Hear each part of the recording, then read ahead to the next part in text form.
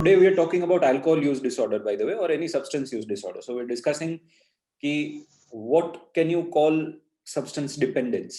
Substance dependence किसको बोलते हैं? Right? Go on. So one thing will be that he or she will have a pattern of drinking जो सुबह से शाम तक, which lasts throughout the day at different times. The other thing would be कि he would have issues when he does not get that substance.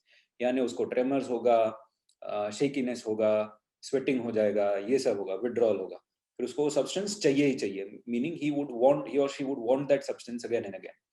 What else? और क्या होगा? उसका काम impair, his work would have been impaired, so his there would have been an impact on his work.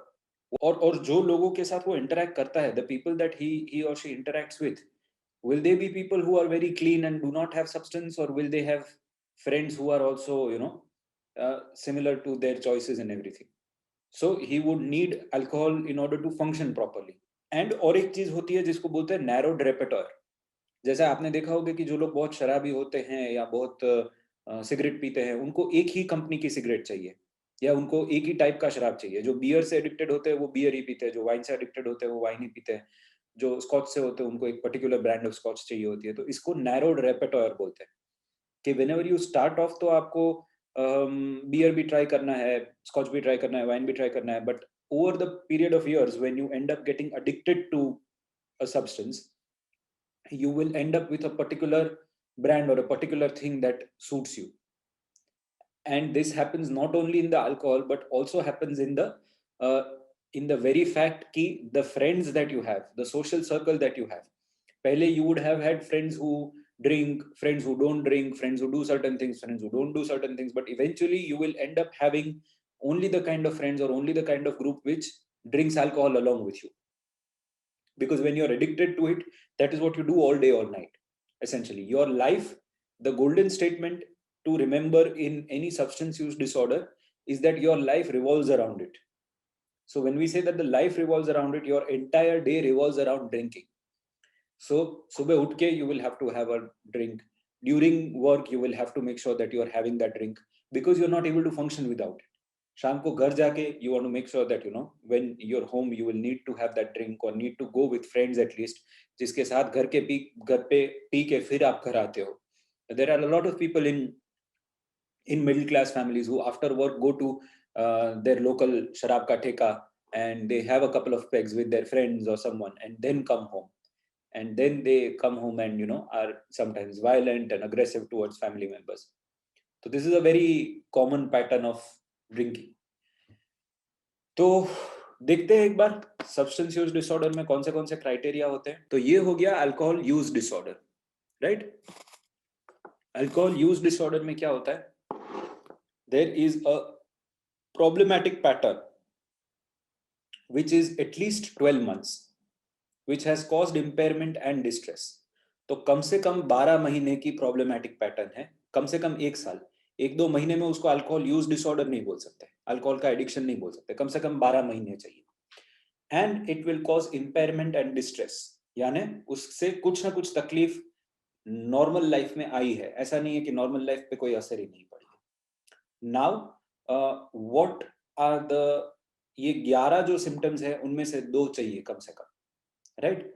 तो पहला है कि every time you need, थोड़े टाइम के बाद you need larger amount and longer duration.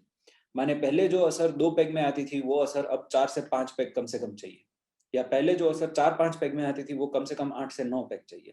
तो आपने देखा होगा कि सीजन्ड अल्कोहलिक्स जो होते हैं वो 8-8, 9-9, 10-10 पेग पी जाते हैं, फिर भी उनको कोई फर्क नहीं पड़ता है. सो इसको बोलते हैं tolerance. This thing is known as tolerance. So they need a larger amount and longer duration. Second is that ज्यादातर लोगों ने they have had an unsuccessful attempt at stopping alcohol. उनका कम से कम 1 या 2 या कुछ ज्यादा अनसक्सेसफुल अटेम्प्ट्स हुई होती हैं एट लीविंग अल्कोहल.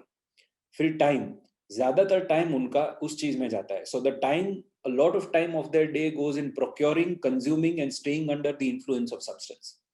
जो भी सब्सटेंस है उसको खरीदने या उसको लेने में, फिर उसको कंज्यूम करने में और फिर उसकी असर में रहने में ज्यादातर दिन उनका जाता है. फिर जब वो नहीं होता है तब उनका क्रेविंग आता है, बहुत इच्छा होती है वो सब्सटेंस की. फिर जो भी उनके ऑब्लिगेशंस यानी वर्क ऑब्लिगेशंस या सोशल ऑब्लिगेशंस होते हैं, उनमें कुछ ना कुछ इम्पेयरमेंट हुई होती है इस चीज के कारण। फिर एक्टिविटीज, ज्यादातर जो उनकी डे टू डे एक्टिविटीज होती है, जो रूटीन एक्टिविटीज होती है, उनमें तकलीफ हुई होती है। फिर कुछ ना कुछ फैमिली प्रॉब्लम्स होते हैं, ज्यादातर लोगों, they have a broken home, they have family members who are not happy with them, their personal life is impaired, so there are a lot of other problems. Then there is some evidence of some physical harm as well because of whatever has happened, right? So there is some evidence कि कुछ ना कुछ physical harm, जैसे alcohol में liver की toxicity होती है, liver पे तकलीफ होती है, वैसे फिजिकल हार्म होने का कोई ना कोई चांस है। फिर despite knowledge of all these things, despite knowing कि ये सब चीजों की तकलीफ है, उसके बावजूद वो लोग वो चीज कंटिन्यू रखते हैं। एंड फाइनली विथड्रॉल, तो किसी भी चीज में जो विड्रॉल अपने डिस्कस किया वो, तो जिस भी बंदे को या जिस भी इंसान को ये सब में से कम दो चीजें हैं, उसको अल्कोहल यूज डिसऑर्डर बोलते हैं। फिर आएगा कि अल्कोहल विड्रॉल किसे बोलेंगे, अल्कोहल इंटॉक्सिकेशन किसे बोलेंगे, तो ये चीज याद रखनी है अपने को। अल्कोहल इंटॉक्सिकेशन किसे बोलेंगे कि देर इज अ रीसेंट कंजम्पशन है, अभी अभी पिया है, उसके बाद behavioural and psychological changes, behavioural माने वर्तन में चेंज है, और साइकोलॉजिकल माने माइंडसेट में चेंज है जो क्लिनिकली सिग्निफिकेंट है, छोटा मोटा चेंज नहीं है, मेजर चेंज है। एंड एटलीस्ट वन, कम से कम एक है इन सब चीजों में, इसका निमोनिक है साइनोसाइड। तो साइनोसाइड याद रखना है कि या तो स्लरिंग ऑफ स्पीच है, जीभ लथड़ाती है, जो लोग बहुत ज्यादा पी लेते हैं उसके बाद, impairment in attention and memory, उनका ध्यान नहीं रहता है ज्यादातर चीजों में। फिर निस्टैग्मस, निस्टैग्मस माने आंख स्क्विंट होने लगती है ना, उसको निस्टैग्मस बोलते हैं। फिर they have an unstable gait, सीधा नहीं चल पाते हैं ना वो, ये तो अपने मूवीज में देखा है। फिर स्टूपरस या कोमा के कंडीशन में चले जाते हैं, और इनकोऑर्डिनेशन होता है। This is not explain by any other symptoms, तो उसको अल्कोहल का इंटॉक्सिकेशन बोलेंगे।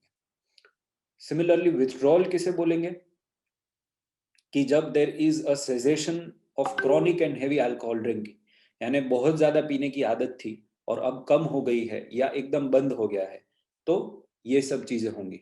कम से कम दो चीजें होंगी इन सब में से, यानी ट्रेमर्स, हाथ में कंपन, जो वैष्णवी ने बोला था, इंसोम्निया, रात को नींद नहीं आएगी जब तक दारू नहीं पियेंगे तब तक, nausea, autonomic nervous system hyper activity, ANS, ANS मतलब क्या कि ट्रेमर, स्वेटिंग,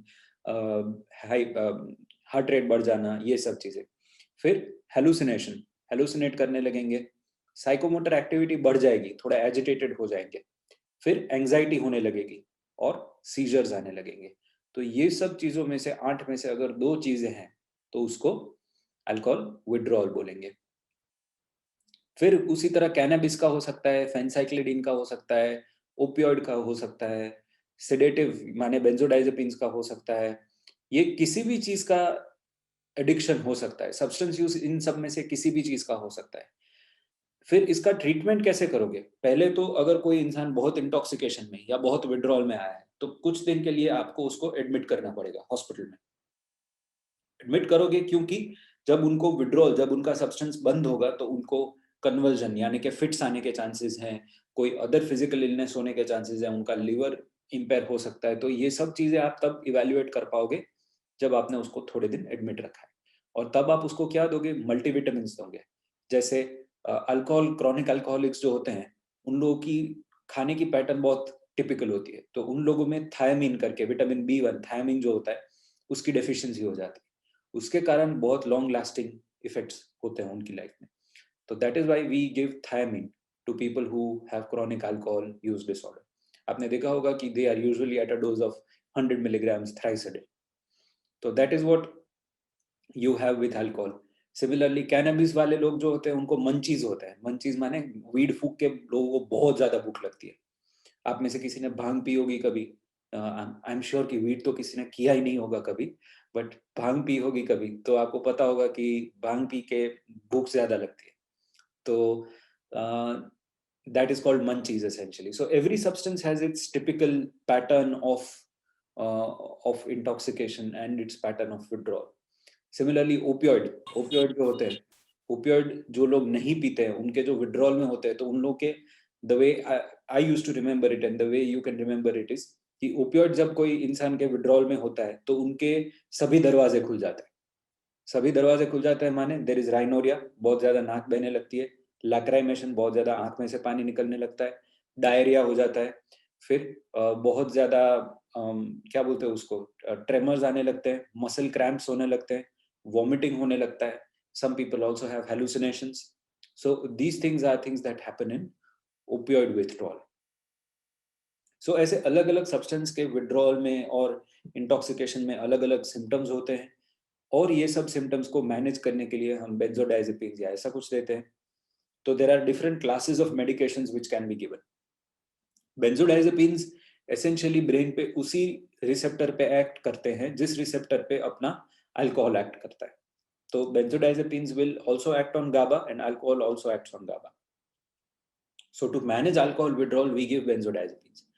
जैसे कि क्लोनाज़ेपाम, लोराज़ेपाम, ये सब बेंजोडाइजेपिन्स होती है. अल्कोहल विड्रॉल में ज्यादातर दो बेंजोडाइजेपिन्स देते हैं, लोराज़ेपाम और क्लोडाइजेपोक्साइड, राइट. ये दो बेंजोडाइजेपिन्स देते हैं, और इससे स्लीप इंपेयरमेंट, ट्रेमर्स, एजिटेशन, ये सब कंपैरेटिवली थोड़ा कम हो जाता है. साथ साथ में एंटी क्रेविंग मेडिसिन भी दे सकते हैं कि जिससे उन लोगों का क्रेविंग कम हो, अल्कोहल का, ओपियोइड का, ये सब चीजों का. तो उसमें 2-3 मेडिसिन आती है, वो I think at your level you don't need to remember the names, but acamprosate होता है, नाल्ट्रेक्सोन होता है. ये सब जो मेडिसिन हैं उनको बोलते हैं कि these are anti craving medications, वो क्रेविंग कम करती है. और थेरेपी भी देते हैं इन लोगों को. इन लोगों को जो थेरेपी देते हैं उसको बोलते हैं मोटिवेशन एनहांसमेंट थेरेपी, यानी उनका मोटिवेशन बढ़े वैसी थेरेपी, साइकोथेरेपी, काउंसलिंग करते हैं. उसका क्या गोल होता है? उसका गोल होता है कि वो लोग इंटरनली मोटिवेटेड हो. जितने भी स्टडीज हुए हैं उन्होंने देखा है कि अगर आप किसी भी इंसान का अल्कोहल या कोई भी सब्सटेंस डर से छुड़वाने की कोशिश करो तो वो डर खत्म हो जाता है. बट अगर वो अंदर से they are inherently motivated to get rid of all these substances and to get rid of all those habits, only then can they get rid of it.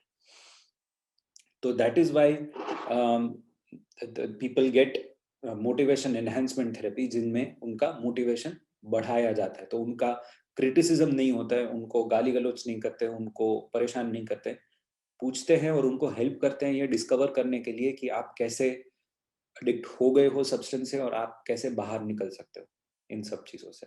तो that is what motivation enhancement therapy focuses on. Okay, let me try to show you one thing. कोई भी इंसान जिसको alcohol या किसी भी चीज का एडिक्शन है, वो इन सब स्टेजेस में से एक स्टेज में होता है हमेशा. इसको Prochaska and DiClemente stages of change बोलते हैं. पहला स्टेज होता है प्री कंटेम्पलेशन. इस स्टेज में जब इंसान होता है तो वो कॉन्टेम्पलेट यानी कि सोच भी नहीं रहा होता है अल्कोहल या कोई सब्सटेंस छोड़ने के बारे में. He is not even contemplating. Contemplate करना यानी सोचना. तो that person is not even thinking of living alcohol. उनको इंसाइट ही नहीं है. तो वो क्या बोलते हैं कि alcohol is not an issue for me, मेरे को तो कोई तकलीफ ही नहीं है, मेरे को तो कोई प्रॉब्लम ही नहीं है, मैं अल्कोहल जब भी चाहे मैं छोड़ सकता हूँ, मुझे अल्कोहल से अच्छा लगता है, मुझे रात को नींद आती है, मेरा टेंशन कम होता है. जैसे काफी लोग वीड करके बोलते हैं कि भाई मेरा क्रिएटिविटी बढ़ जाता है, मेरा फोकस बढ़ जाता है. तो that is precontemplation stage, right. The first stage is precontemplation. फिर कॉन्टेम्पलेशन, या this is the stage where ज्यादातर लोग, अगर आप इंग्लिश सीरीज देखते हो तो इंटरवेंशन होस्ट करते हैं, पता है कि भाई you are suffering because of alcohol, आपको कोई ना कोई तकलीफ हो रही है, तो उसको इंटरवेंशन बोलते हैं. That is what happens at this stage between pre contemplation and contemplation. Contemplation जो स्टेज है तब इंसान सोचना चालू करता है. ही स्टार्ट्स कॉन्टेम्पलेटिंग, ही और शी स्टार्ट्स थिंकिंग, क्या मुझे अल्कोहल से तकलीफ हो रही है या नहीं हो रही है. उसके बाद जो स्टेज आता है उसको बोलते हैं प्रिपरेशन. वो तैयारी करना चालू करता है अल्कोहल छोड़ने की. He starts equipping himself, alcoholics anonymous जैसे कोई ग्रुप ज्वाइन करता है, थेरेपी में जाता है, डॉक्टर के पास जाता है. He essentially starts preparing to leave the substance. उसके बाद जो फेज आता है उसको बोलते हैं एक्शन, यानी द फेज वेयर ही और शी स्टार्ट्स टेकिंग ट्रीटमेंट, ही और she stops taking the alcohol. तो ये इनिशियल स्टेज है, एक्शन वाला स्टेज. उसके बाद जो आता है वो मेंटेनेंस, यानी then he will maintain not having that substance or alcohol for a little while, for some time. उसके बाद दो चीजें हो सकती है. मेंटेनेंस के बाद या तो रिलैप्स हो सकता है और या तो वो इंसान छोड़ देगा और बाहर निकल जाएगा. रिलैप्स हो गया तो थोड़े दिनों तक रिलैप्स होगा, थोड़े टाइम तक, महीनों तक, सालों तक रिलैप्स होगा, वो वापस चालू कर देगा और फिर वो वापस प्री कॉन्टेम्पलेशन में चला जाएगा. So this cycle is very important. It's called the Prochaska and DiClemente cycle of stages of any substance dependence.